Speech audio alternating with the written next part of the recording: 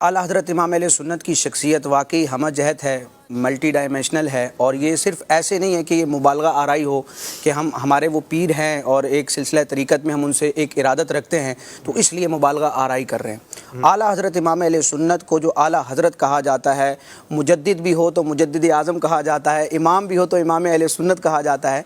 इसकी वजह यह है कि आपका ऐसा काम है, आपका इल्मी और तहकीकी ऐसा काम है, तजदीदी और इज्तिहादी आपका ऐसा काम है जो मुँह बोलता सबूत है।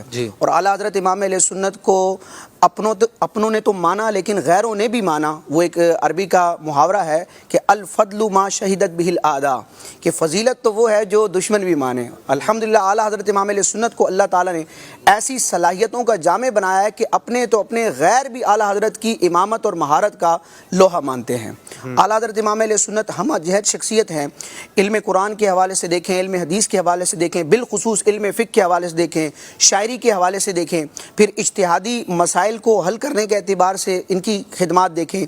और सबसे बढ़कर ये कि तजदीदी जो आपके काम हैं, और तजदीदी काम आपके रिसालों की सूरत में भी हैं, अशार की सूरत में भी हैं, और फिज़िकली भी आपकी कई कोशिशें और मेहनतें हैं। दीनों मसलक का कोई काम कर रहा है और जी और चल रहा है, लोगों में राइज भी है, उसमें मज़ीद अपना हिस्सा मिलाने के लिए कोई काम करता है। लेकिन दीन के बाज़ शोबाजात ऐसे होते हैं, बाज़ मामलात ऐसे होते हैं कि बातिल कुओं की तरफ से उन पर हमला किया जाता है, अकीदे के एतबार से, अकीदत के हवाले से, अमल के एतबार से, और इस्लाम के चेहरे को मस्क करने की कोशिश की जाती है। अकायद में, लोगों के नज़रियात में और अमल में बिगाड़ लाने की कोशिश की जाती है।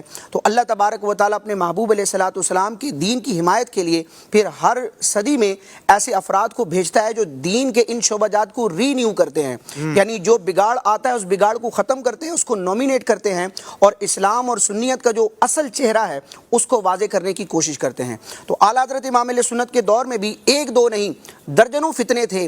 और वैसे तो दीन के हर शोबे में मुजद्दिद होता है, लेकिन आला हज़रत की जब खिदमात को देखते हैं, उस पूरी सिनेरियो को देखते हैं, तो हमें नज़र आता है कि आला हज़रत के दौर में जो भी फितना उठा, कलम रज़ा से वो बच ना सका और आला हज़रत इमाम अहले सुन्नत ने उस फितने को दफन फरमाया। यानी ख़त्म नबूवत का मामला हो, रब तबारक व तआला की शान उलूहियत का मामला हो, सहाबा और अहले बैत अतहार की नामूस का मामला हो, इसी तरह सजदा ताज़ीमी के हवाले से गलत कॉन्सेप्ट अवाम में पैदा करने की कोशिश की गई।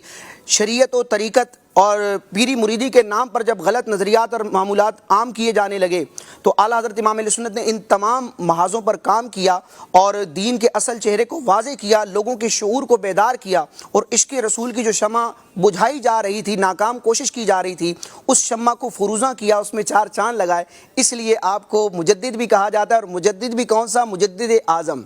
क्योंकि आपके दौर में कई मुजद्दिदीन थे लेकिन वो स्पेसिफिक किसी खास शोबे में ही दीन की खिदमत कर रहे थे।